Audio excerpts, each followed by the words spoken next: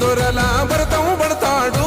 మన రేవంత్ అన్న పేద ఇంటికి పండుగ తెస్తాడు. సోనియమ్మ దివెనతోని రాహులన్న సైనికుడయ్యి పెద్ద కొడుకై యుద్ధం చెయ్య సిద్ధమాయే రేవంత్ అన్న. 3 రంగుల జెండా పట్టి సింగమోలే కదిలినాడు. ఒక్కరో కాంగ్రెస్ సూర్యుడు మన రేవంత్ అన్న నిగ్గదీసి అడిగే మొనగాడు.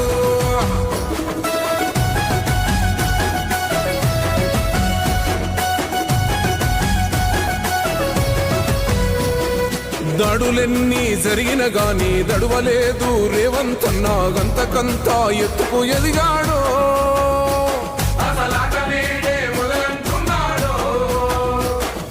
మొక్కనాడు ఊకోలేదు, ఒక్కడయ్యి కొట్లాడాడు. అందుకే పెద్ద నాయకుడయ్యాడు.